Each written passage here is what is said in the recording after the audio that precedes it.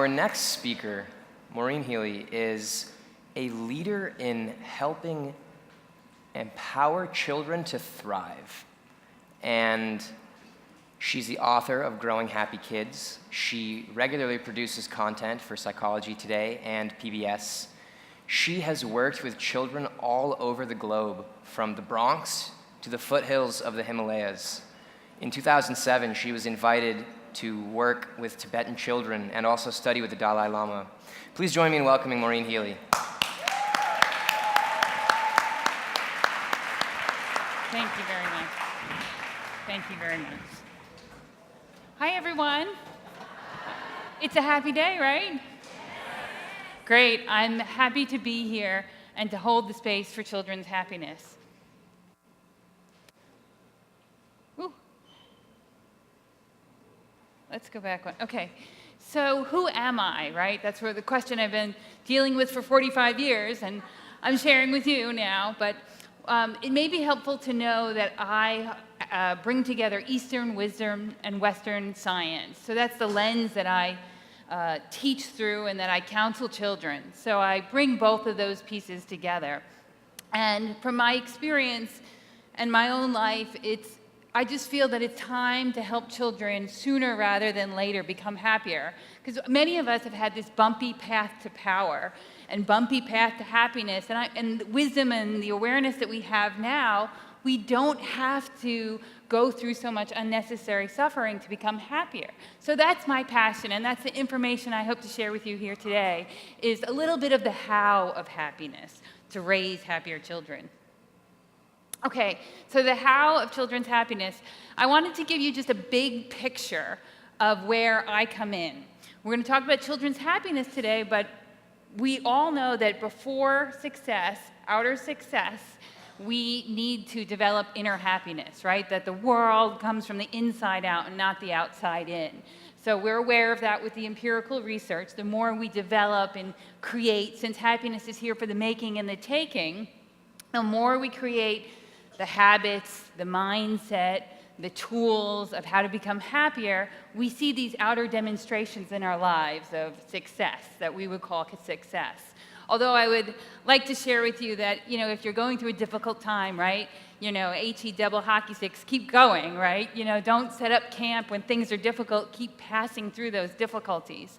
But prior to developing that happiness, we have confidence. My first book, Growing Happy Kids, was about how to develop a deeper sense of confidence. And that deeper sense of confidence can lead to a deeper sense of happiness.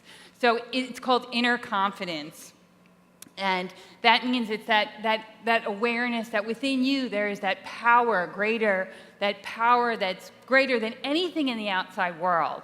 So that inner strength, that resilience, that inner confidence, because it takes a really strong individual, particularly your child, and an adult, to handle these challenging emotions, right? Whether it's anger or frustration or jealousy.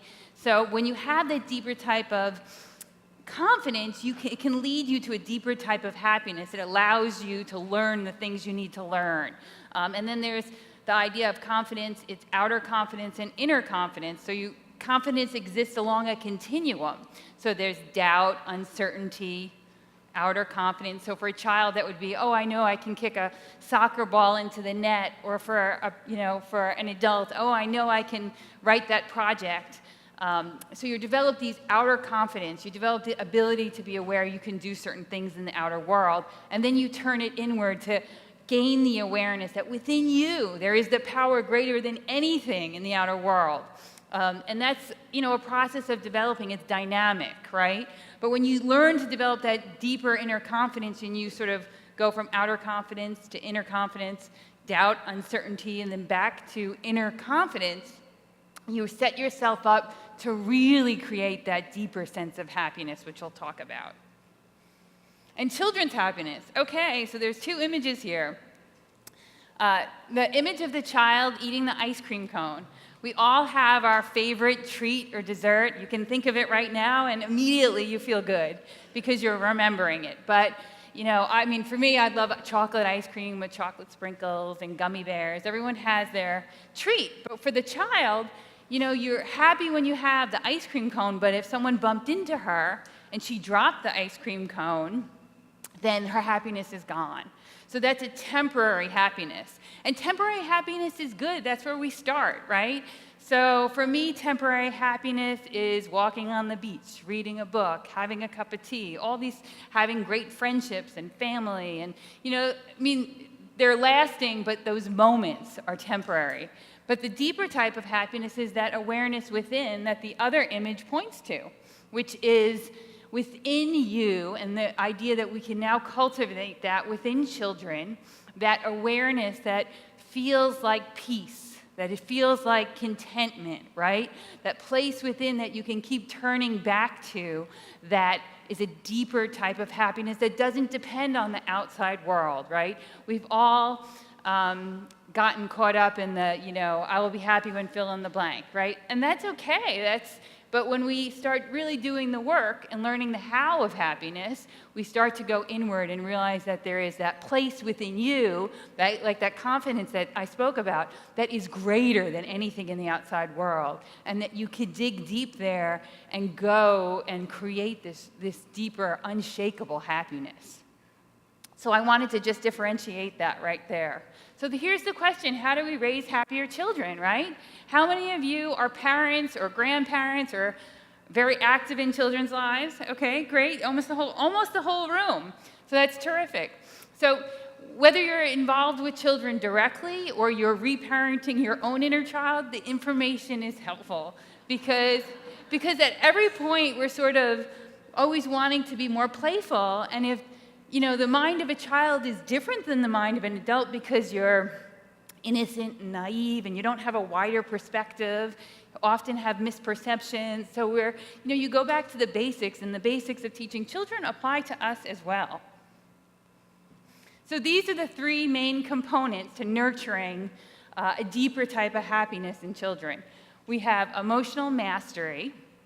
So that's a lot of what we've been talking about, is that emotional learning, right?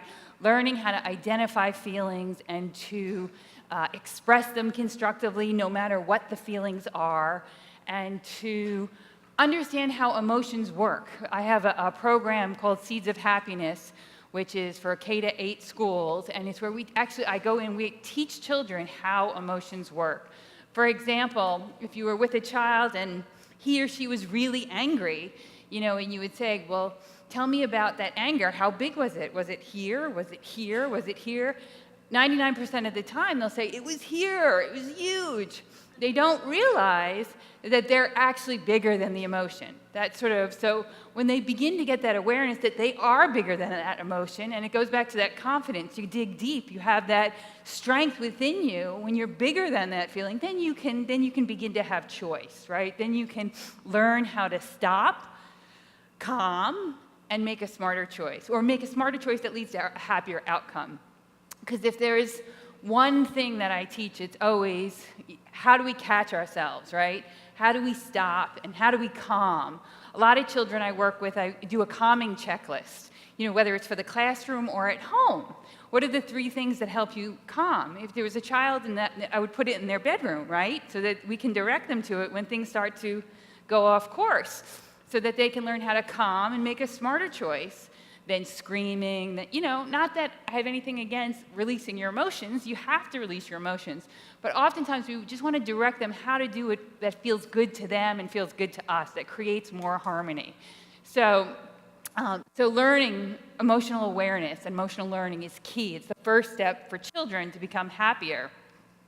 And I'll give you an example. There's one child that I work with.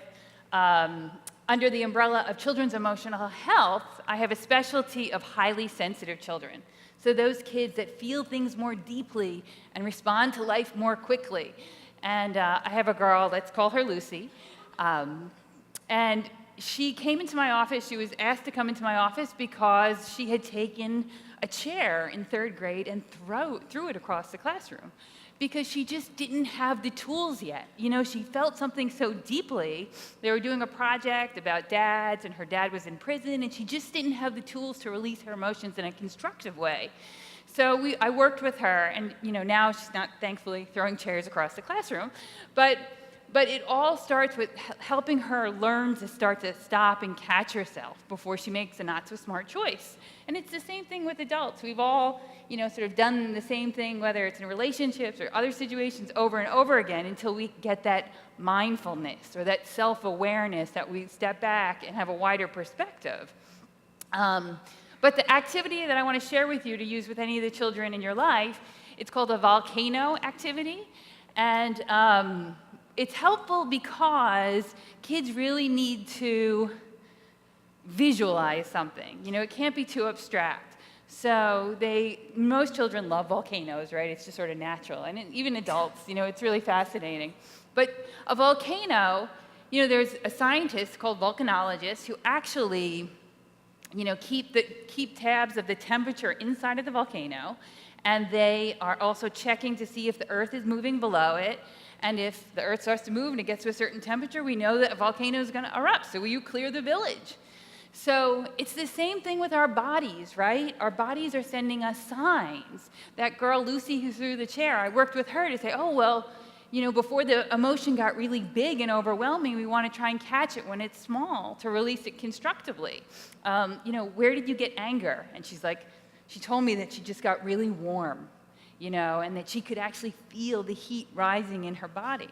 And the same thing goes with us. My challenge is, right, I live in California, so I've got lots of traffic, but when I learn, I do my deep breathing, I do my calming mechanisms, but I start to get the signs, right? I get warm. So whether it's yourself or a child in your life, learning what those signs are is sort of step one.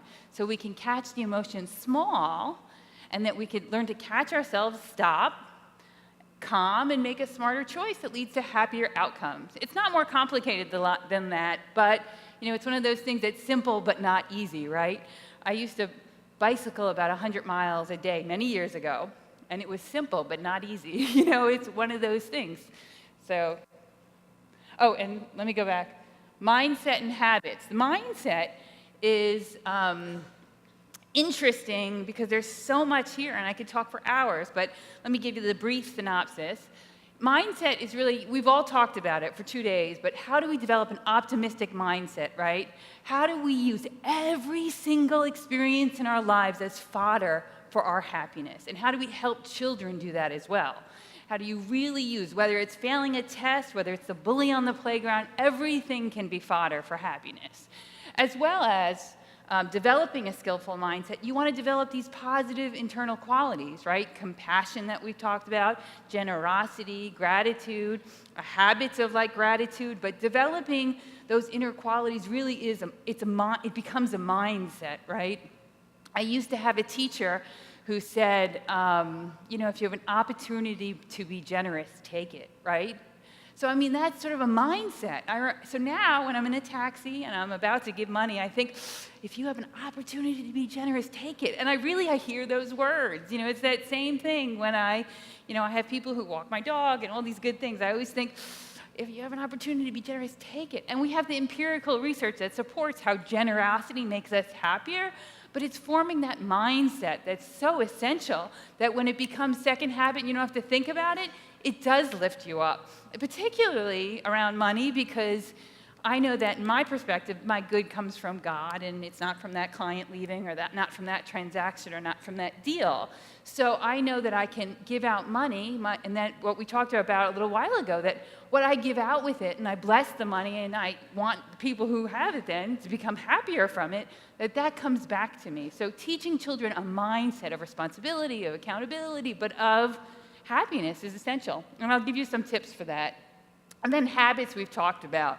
It's important, right? Nothing happens by just periodically doing it or by chance. It's really that regular practice, whether it's exercise, whether it's the daily practice of gratitude. It's really forming the habits so that we don't have to think about it, that it becomes habitual. So we all know that, but it's putting that into practice and helping our children. So I'll give you some habits to work with kids on. That is the emotional mastery slide. And we talked about the Seeds of Happiness program. And the happiness mindset, the more we can, we'll see in the next slide, the more we can have a direct experience of helping others. It's essential, especially children. But So reframing situations, that's essential. We all know how, if you can learn to look at things from different sides, that it's helpful. For example, I work with a child who was bullied, right? And that's unfortunately still remains a big amount of children who come into my office have had bullying incidents. But when I spoke to this one child, I asked her, tell me about the bully, right? So she told me about him, his dad just died, and mom works 3 jobs, and we just sort of listened. We sort of, listening, and we both came to the conclusion that this bully's life, it wasn't working so well. So we began to have compassion. She had compassion for him. And before I knew it, it shifted their situation. They became friends. The bully didn't treat her like that. It just shifted her perspective by developing the compassion for that bully. And that's just one way to reframe it. There's always lots of different ways to look at things. And learning how to reframe challenges as opportunities is essential to leading a happier life. And sometimes I get it. Things are really hard, and you're supposed to have sadness and remorse. It's not like pie in the sky happiness. It's learning how to be happy by using the challenges as fodder for your best life. And I'm a big believer in getting a happiness teacher or a mentor. I do run a mentoring program for highly sensitive children because I was a highly sensitive child, and I'm a highly sensitive adult, so I'm sort of cut from that same cloth. But those children who have those big feelings and respond quickly need to learn how to express their emotions constructively, as we all do, but it's sort of the stakes are higher because they often have a lot of incidents in school. So we want to help them move through life with more ease. But all of us, I think you can only go so far alone, that getting teachers, whether they're scientific or spiritual or books or audio or podcasts or coming to events like this, kudos to everyone in this room. We are committed to become happier. It is going to happen, So that's a beautiful thing. And I just am a big believer, and especially children, to get mentors and happiness teachers. And we've talked about, happiness is contagious, right? So we are a sum of the people that we hang around with. This isn't new news, but it's essential for children because oftentimes children don't realize, friendships and how not only powerful they are, but how they're supposed to be. I do a lot of role playing with children and friendships, how to make friends. And also, for example, I was working with a child named Luke, and he told me about his best friend, and this best friend, Bo, did not treat him very well. So I'm listening, and then I had to have the conversation with him. He was 9, and I said, well, friends treat you nicely. I mean, we can all have a bad day. That's natural and normal. But friends treat you nicely. And then it shifted his perspective. He just didn't think of it that way. He just thought, oh, that's a cool kid. I want to hang out with the cool kid. It's like, well, that's one idea to look at it. But you really want someone have such a greatness in you. And we're the adult, and we're here to help you bring out your greatness. Since we're each patterned for our purpose, we need to help you bring out your greatness, and you are great, and you want someone who sees your greatness and lifts you up. So helping children realize what friendships are, how to pick friends, and the important things is a huge piece of how to help them become happier. And the habits of happiness, which we've been talking about, right? Building those habits. The daily practice of gratitude, I can't say enough about it. Many of you are probably familiar with the rose and thorn exercise with children, but if you're not, I will share it with you. Since kids really need to visualize stuff, it can't be abstract, they need to really see, something physical in their mind. A great exercise is at the end of the day or in the car ride home when they're captive in the back, right? You say, well, what was your rose today? Meaning, what were you grateful for? What was a real positive thing? And you'll hear anything from oh, today was pizza day to, I got to kick the kickball into the thing, or, today we got to practice for the play. It can be a wide variety of things. And then what was your thorn? And they'll come up with something, they'll share with you. It's an opportunity to have that dialogue and continue to shift them toward the positive. So that's really helpful. As well as a practice of gratitude, as well as, some sort of practice of gratitude. I think for adults, my recommendation is, wake with gratitude, right? When we put our feet on the floor, thank you, God, or thank you, Spirit, or thank you, world, whatever works for you. I always say thank you, but sometimes in the morning you go, oh no, not this again. But really trying to steer your mind to thank you. And then at the end of the day, really reviewing and getting into that habit and that practice of, I'm so grateful, I'm so blessed, whatever works for you, but being grateful for the opportunities, even if it's a challenging day. Okay, maybe I'm learning resilience, maybe I'm learning forgiveness, maybe I'm learning patience, whatever it is, we're learning and growing. And that's a beautiful thing. And helping children begin to get that habit. And helping others, the direct experience of helping others. I had a family that I was working with that the child was always asking for the next iPhone. I want the next iPhone, I want the iPhone, I want the iPhone. And Dad was like, oh, he had the money to buy her the iPhone, but he knew that wasn't going to fill that empty feeling of, I'm going to be happy when fill in the blank. So he organized a mission trip to Guatemala, and he wasn't going, but her and a group of friends were going with a team of people. She went, and she was helping build houses in Guatemala. And when she came back from the trip, she never asked for an iPhone because she had a direct experience that shifted her perspective and, up-leveled her level of gratitude and helped her become happier. She realized, oh my gosh, the iPhone anymore. So any kind of opportunity, whether it's a soup kitchen, going to Humane Society, walking the dogs with them, any direct experience to help them become happier is enormous. The more we can give children the direct experience, that's how they really learn, that direct experience. And of course, exercise, right? That can't be underscored enough. When I work with kids, first thing I think of is how's the physical piece going? Because you can't be happier unless your physiology is correct. Then you could think the thoughts of happiness, right? Then you could feel the feelings of happiness, connect with the groups of happiness, and have a sense in a higher power that works for you, whether it's just nature or God or whatever it may be. But those are the pieces. It begins with the biology. And I love this thing that you cannot be angry and grateful at the same time, which is true. I have some moms that I work with, and one of the moms was really happy with the idea you can't be angry.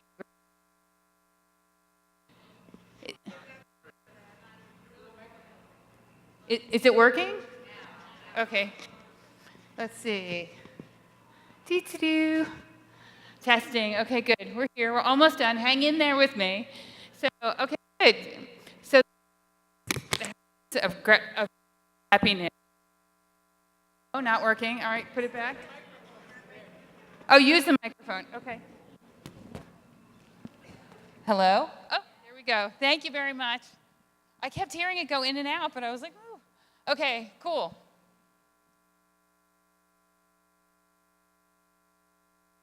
All right, so I'm just giving a summary. Here's a summary slide of some key pieces of the puzzle for helping children become happier.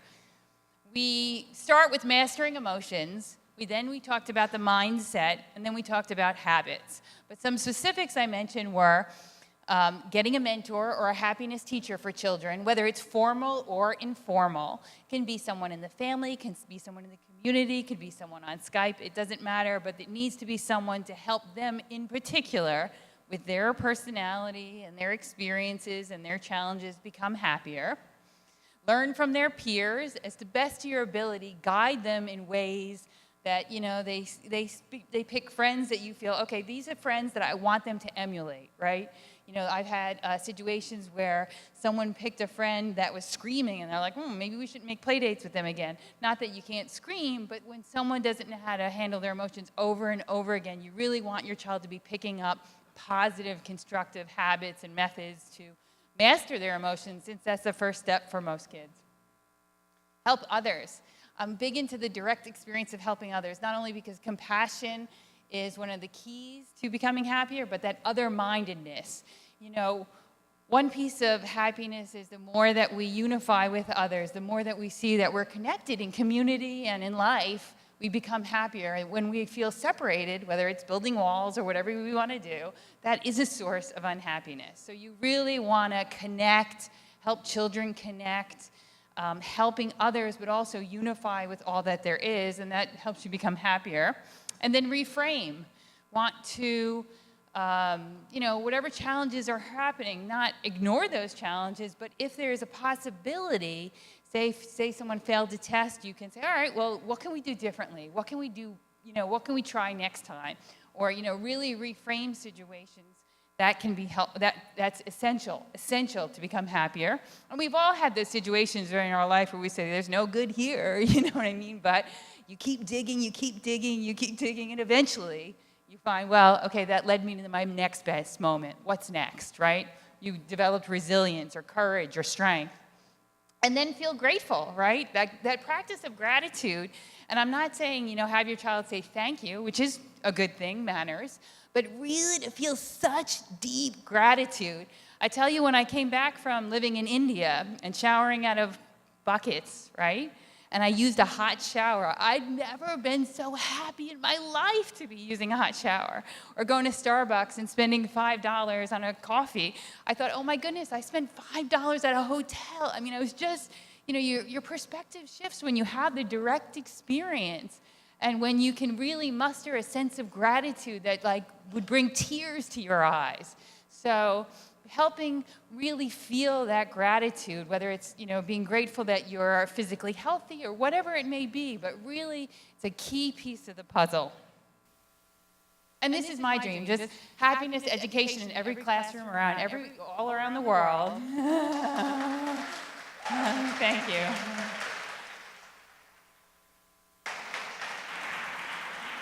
So if we could hold that together, that would be a blessing. Just me working with some Tibetan refugee children. I thought it would be fun. Sometimes pictures tell more than words. So thank you, everyone. I'm very grateful.